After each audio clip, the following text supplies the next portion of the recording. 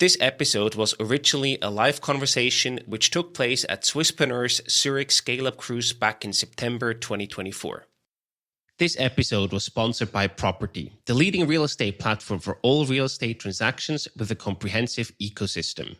They combine highly trained experts with the latest technologies on an intelligent platform to provide clients, brokers, and service partners with risk-free, flexible, and simplified services. Learn more at property.com/ch. That's property with an i.com/ch. Culture is really about four things. It's about hiring the right people. If you hire people that are consistent with your company values, you will get the culture you want. It's about rewarding and recognizing people. It's about firing people. And it's about demonstrating it as a leader.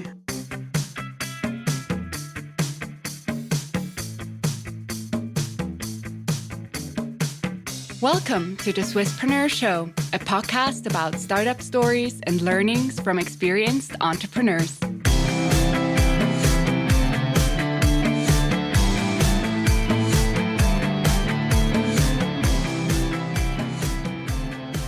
Welcome. It's really great to see you all tonight. We're almost 170 entrepreneurs, investors, and ecosystem supporters on the boat tonight. It's a real pleasure to see you and to host you from our side, from Swisspreneur. Those of you who don't know Swisspreneur, we're the place where ambitious founders meet, invest, learn, and connect. If you want to find out more, you can go do that on our website. That's swisspreneur.org. And yeah, again, I'm really excited to have you all here tonight. Our program tonight is that we're going to kick it off with a little fireside chat with Victoria Ransom, who's here tonight. She is the founder and former CEO of Wildfire, company that she exited to Google back in 2012 for $450 million. Pretty impressive, but what I personally found even more impressive about Victoria, and I had the pleasure to work with her, so I know what I talk about, is her ability to create workplaces where people absolutely thrive with their talents and where people really want to go to. It's really great to have you here, Victoria. Shortly after we discussed that we were going to talk about her ability to build strong company cultures, I actually stumbled across this post on LinkedIn. I'm not sure you saw it, where a former employee of Wildfire, 12 years after the exit, made this really heartfelt post about how, he had the best time of his life working at Wildfire, the best team ever, how he still thinks back to those days. Although I checked out his LinkedIn profile, he seems to be a very successful founder these days, but, still reminiscing of those old days. So I was just like, this is another really great example of how you and Alain, who's also here today, exceeded at making this really inclusive and great culture at Wildfire. So I'm really excited to talk a bit more about the details with you. And to jump in, you had two really successful companies, Wildfire as a more classical software company, and then Prisma, the online school.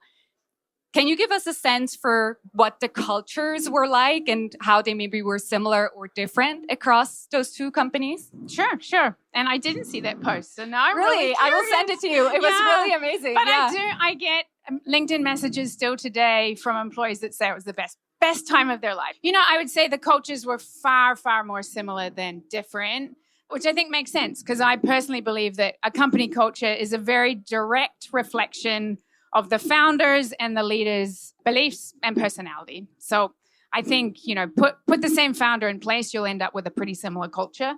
But there were some differences. I would say the similarities, very collaborative, very non-hierarchical, which later caused some problems, but was mostly a good thing. Transparency. We're always very much encouraging everyone to speak up, tell the truth, and shared a lot of details, the good and the bad, with the employees. Very, very scrappy. We talked a lot about doing more with less, which was fortunate because we never raised a lot of money. Let's see. I would say very much about encouraging innovation and totally accepting failure. So it was like, you have a good idea? Great, let's do that. Didn't work out? No problem. And then I would say both companies were humble. And again, I think that later had its downsides, mostly upsides, but later downsides. Happy to talk about that later. But I'd say it was a very down-to-earth, humble kind of culture. They were different. I would say Wildfire was a very, very young team, practically 422-year-olds. And in person. So a lot of fun. It was just a very fun culture. And I think a lot of the motivation from the team is that they just enjoyed each other so much. Prisma was 100% online, 100% virtual. I think no one in the team met anyone else on the team for about the first 2 years. And it was a bit of an older team. So I would say there it was much more mission-driven. People were really bonded and motivated by this amazing mission we had to make school better for kids. So those were the biggest differences, I'd say. Nice. Yeah, that's great. You talked a bit about, the upsides and the downsides you then felt from your culture. I think culture can sometimes be a bit of a fuzzy concept, maybe also to us. But can you talk a bit about the upsides that you saw from having this strong type of culture? Yeah. I mean, I would argue for both Prisma and Wildfire, our culture was one of our greatest competitive advantages, and it's very hard to replicate. So, we were a software company with Wildfire. We would come up with a new feature, our competitors would copy it. The culture couldn't be copied, and it benefited us in a variety of ways. I think one of the biggest was, like I said, we never raised a lot of money. Our biggest competitor with Wildfire, and actually Prisma too, raised about 10 times more money than we raised. So we had to be very lean and scrappy. And so the fact that we created such a great place to work meant that we could compete with companies that were offering bigger salaries. They were offering perks, free lunches, and all these things that we never offered.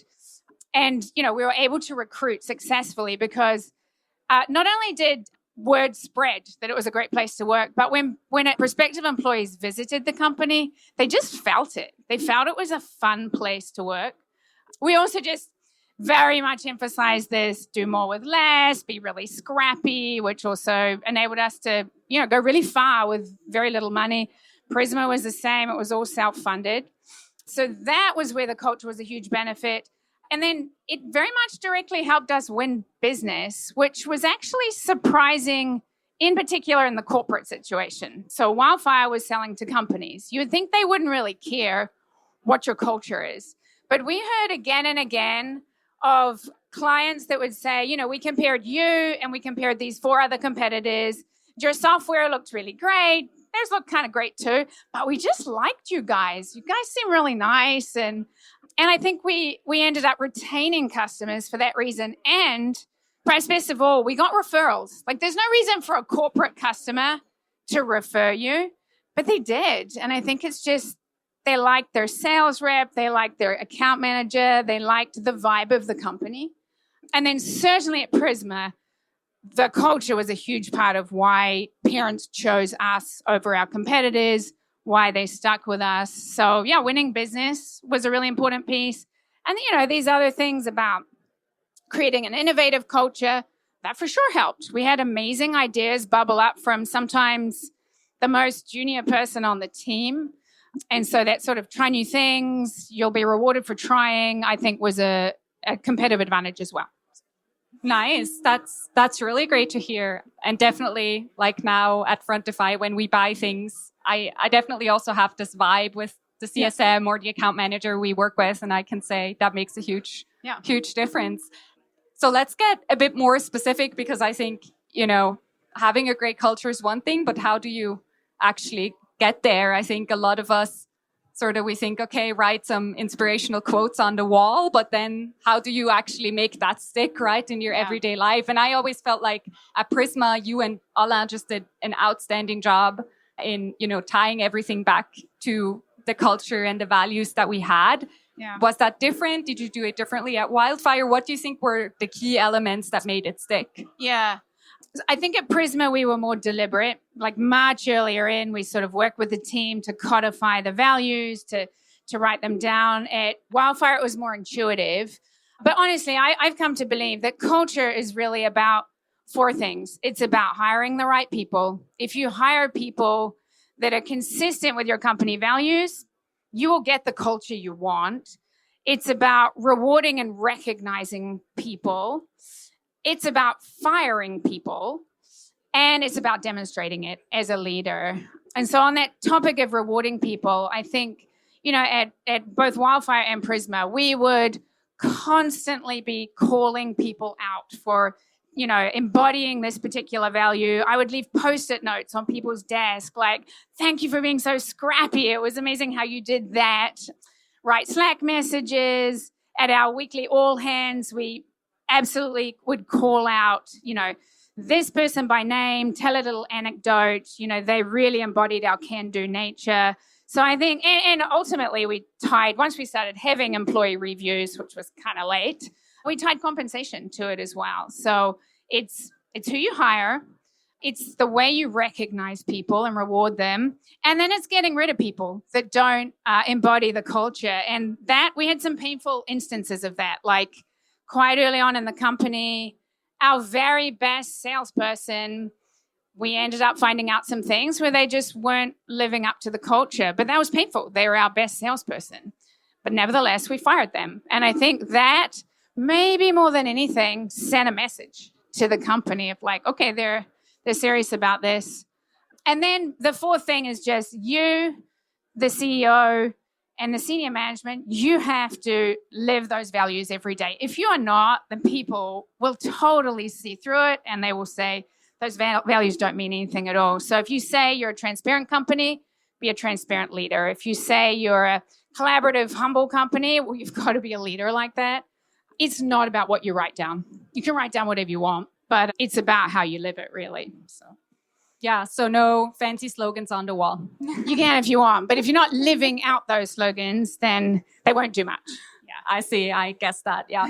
And then, of course, came the time where you rapidly scaled Wildfire from a couple dozen employees to 400 in 2 years. Yes. In 2 years. Incredible. Right before your exit. What did that do to your culture, and how did you, make it stick during that time?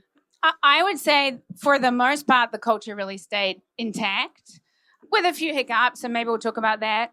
I think, again, it came down to hiring the right people. But I think the way we managed to do that while scaling, because we were at a point where we were hiring like 30 people a month. So when you're bringing people on that fast, it would be hard to hire well.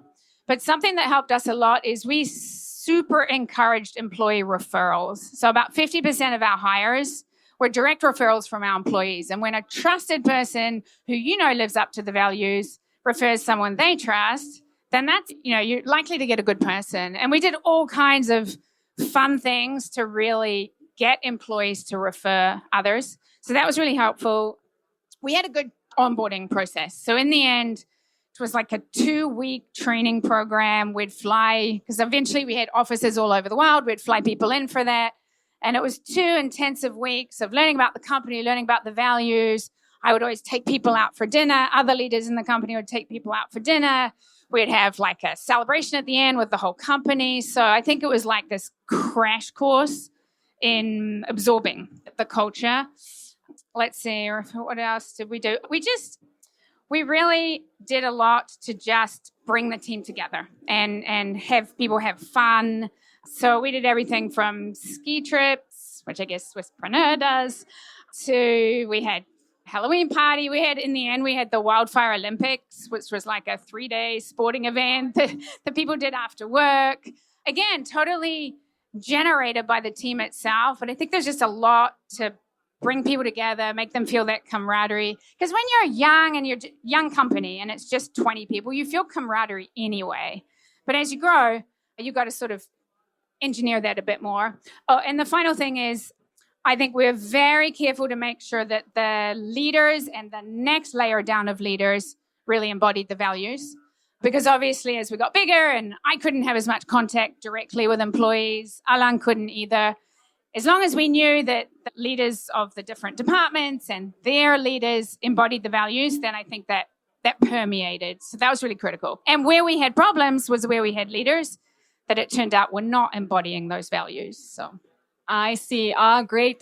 I was going to ask you, how do you scale this hiring for culture fit if you can't be the person interviewing every single one? But so the key is to have hiring great people. Hired great people at the top, and then they make sure it cascades down. I see. Yeah. That's great. At Prisma, you had a bit of a different challenge. I would say we didn't quite hyperscale as much as Wildfire, but we were fully remote. Yeah. I never met the other team members from the moment I joined until I left, but I still felt the great sense of like togetherness and belonging with them. Yeah. How did you do that? Yeah, that feels like a little more of a mystery.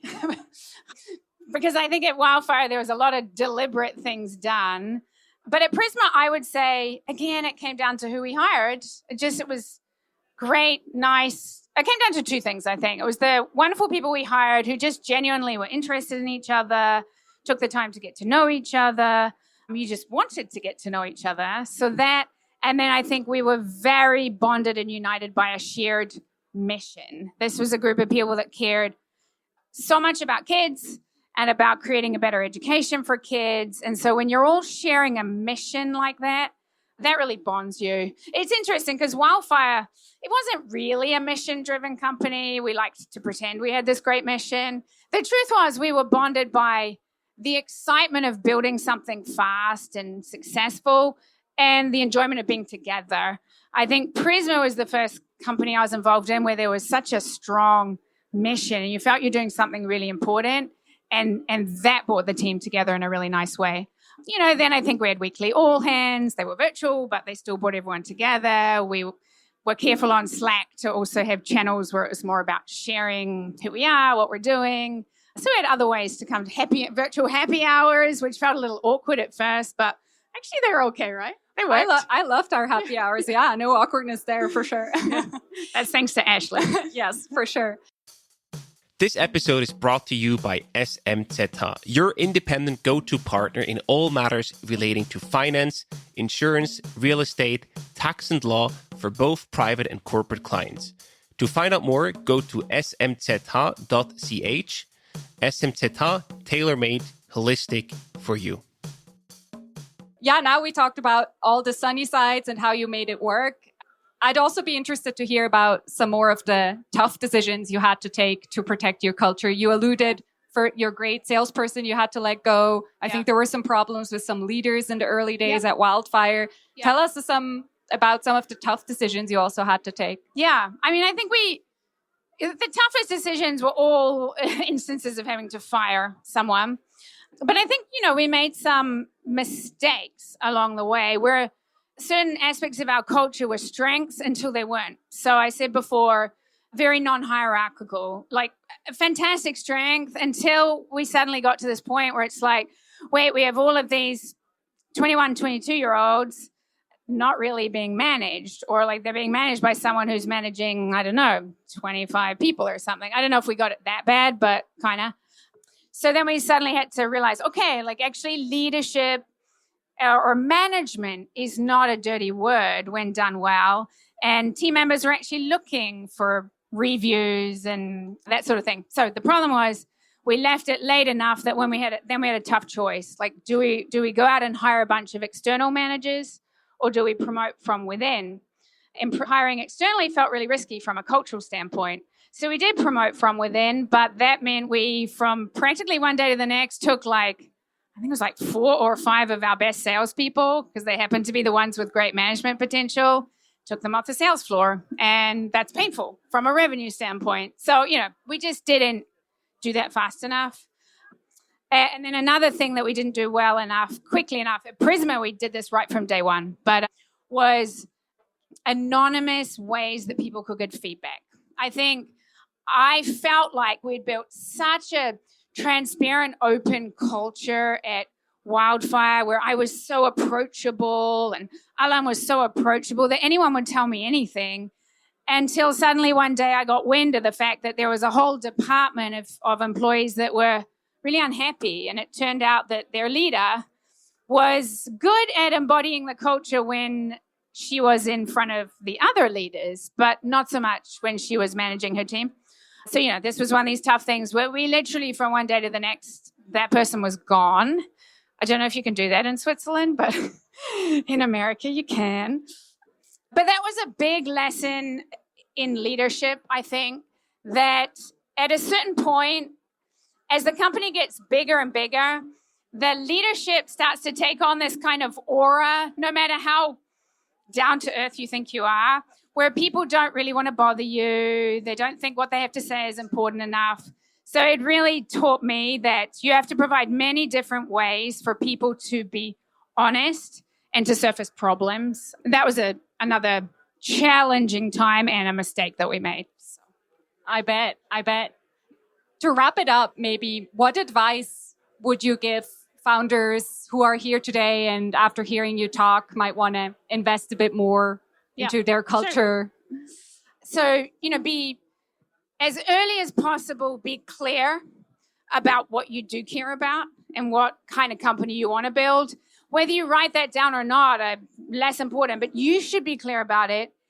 And you should make sure that you embody that naturally. Don't try to create a company. Steve Jobs created a company which was driven by his reality distortion field, and that got people to do incredible things. Well, I couldn't pull that off. I'm a little too grounded.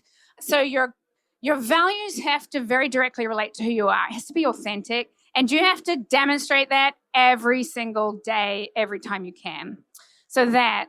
Second thing is hire your first 10, 15 employees very, very carefully for culture, because they, more than anyone, will set the culture of your company. After that, if you get someone who's not quite the best fit, you can sort of absorb them a little bit better. Not if they're a terrible fit, but those first ones are key. And just as a side piece of advice, we kind of fluked this with Wildfire, but if you can get your first 10 or 20 employees to be people that come with a really great network, that is hugely beneficial. And it just so happened that, again, I'm talking about sales because we built this enormous sales team. It was like 150 people. But our first couple of salespeople we hired happened to come from an organization that just had a ton of well-trained salespeople. Of course, they could refer people that were a good cultural fit. We ended up hiring so many people from that company. We got like a cease and desist letter. We weren't allowed to recruit there anymore, which I don't think they're allowed to send, but we were naive enough to be like, oh, okay, for a little while. So hire the first one so carefully. If you're trying to figure out how do you hire for culture, I think there's all kinds of things to do, but referrals are great. Really digging on references, not the references that someone gives you. Try to find people they worked with that they didn't give you, see if they'll talk to you. Those are a couple of tricks.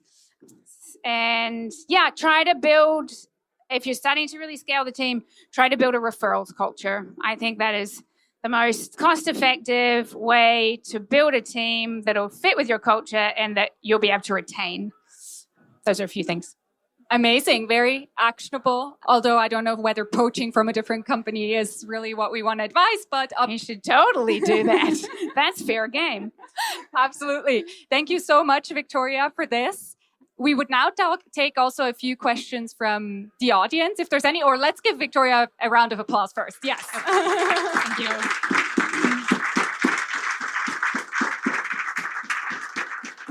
Yes, I think there was a question right there, right? Wonderful. Hi, my name is Bruno from VA Partners. First of all, thank you very much for all your insight. I had a question. If you could also share some specific practices that you implemented within your startups during, periods of high stress, rapid change. Yeah, if you could choose. Yeah, well, it was all high stress and rapid change. That felt like constant. I think a couple of things that come to mind. One was transparency. I felt like the teams knew that we were being honest with them, so they didn't have to worry about what we might not be telling them. So when there were some tougher times, it wasn't like, oh, everything's rosy. Oh, shit, So I think that helped the team kind of roll with the punches.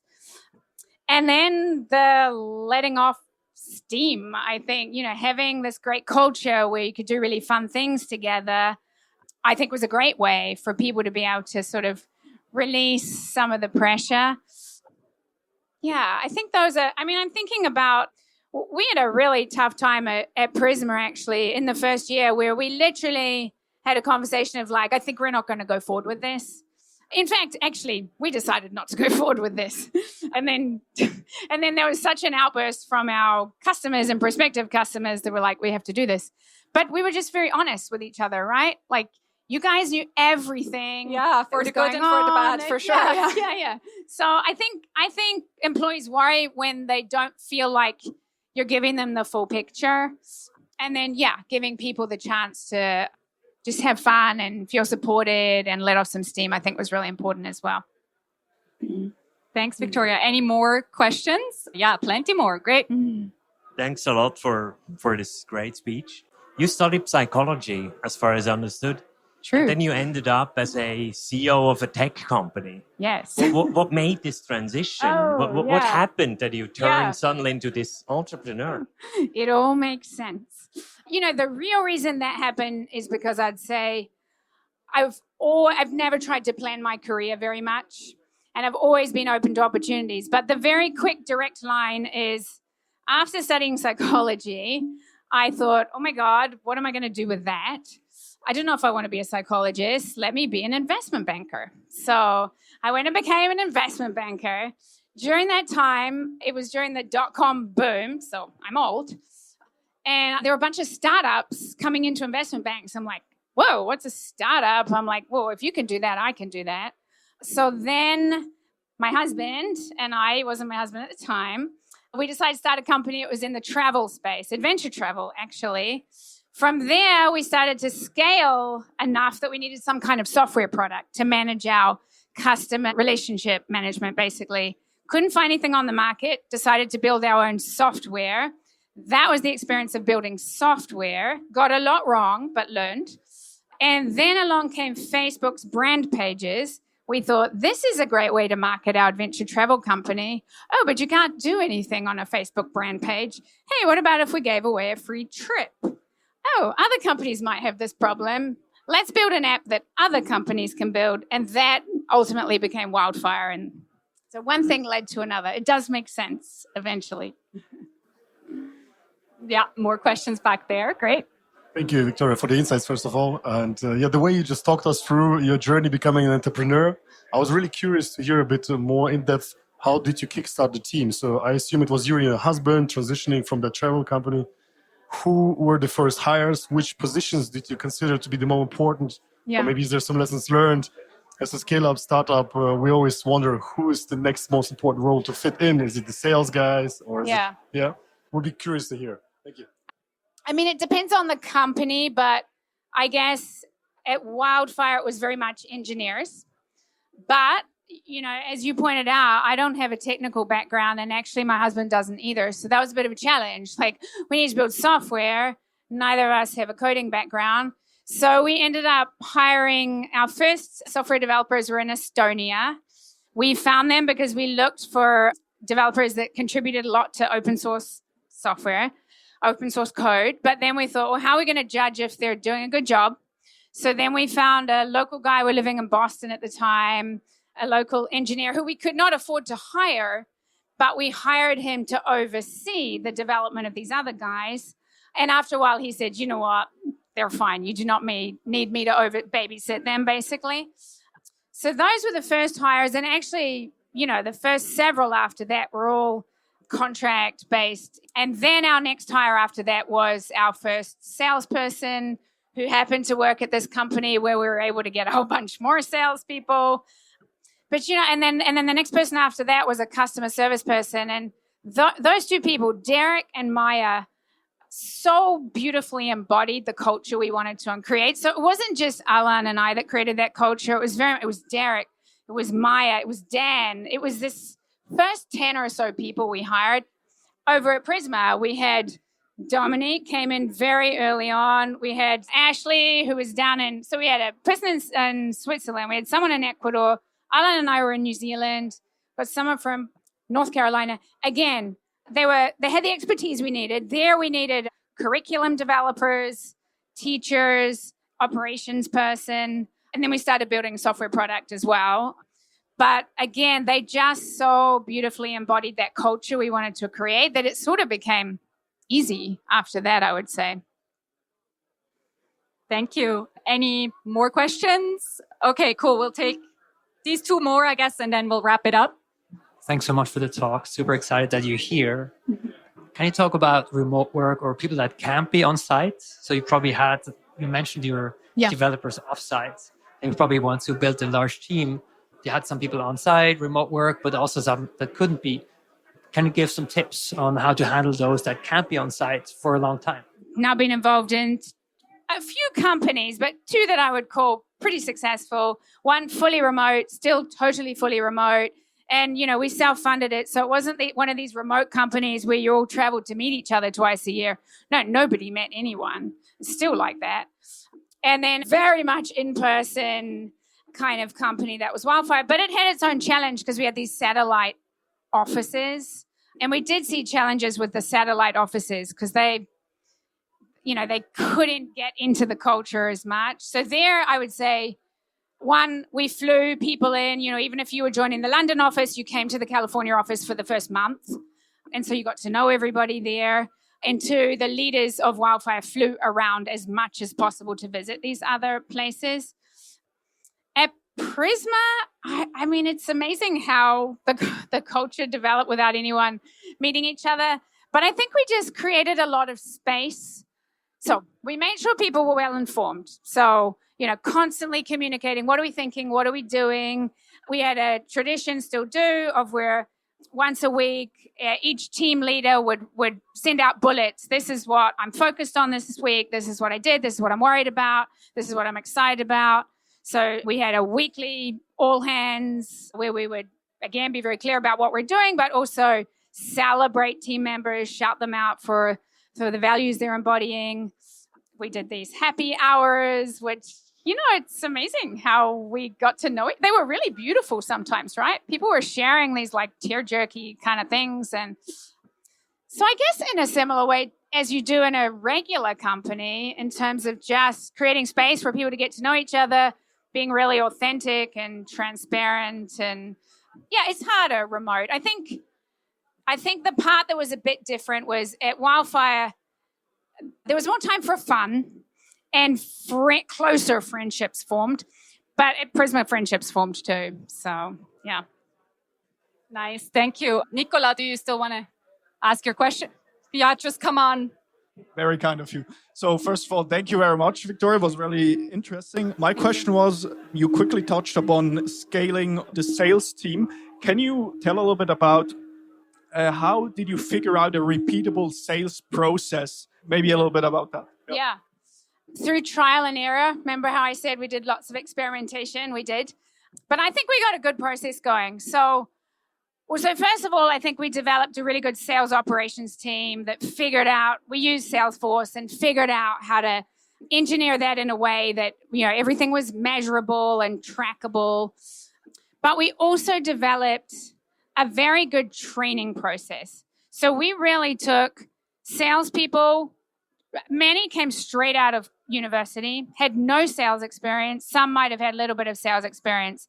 They started out in, I think it was called our sales associate role, and they were just generating leads for the rest of the sales team.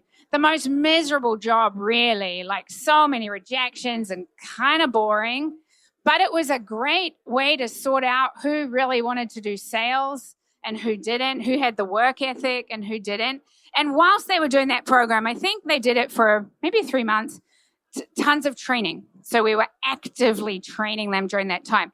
Then we could see, do they have potential or not? If they did, they went on to the sales floor. If they didn't, they would often go into our customer service team or account management team, or maybe they just peeled off.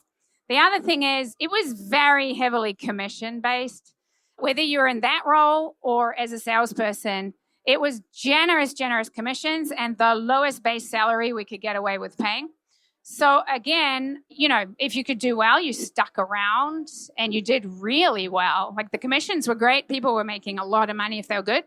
And if they were not, then they moved on from the company. So it was sort of a very rapid training and a way to sort people out very quickly, I would say. And then just having really good oversight of how many calls is someone making, how they're converting those calls. We did almost all of our sales just what do we use? It was like Ring Central back in those days. It wasn't Zoom, but one of those it was all video conferencing. So that made it really affordable too, actually. So those are some of the things that really worked for us. Nice. Great. Thank you so much, Victoria. It was really great to have you. Thank you all for being here, listening, asking great questions. Let's give Victoria another. Thank you.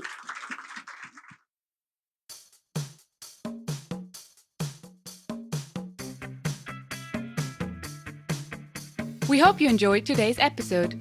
If you did, you can support us by rating our show on Apple Podcasts. This way, we can reach an ever-growing number of aspiring entrepreneurs.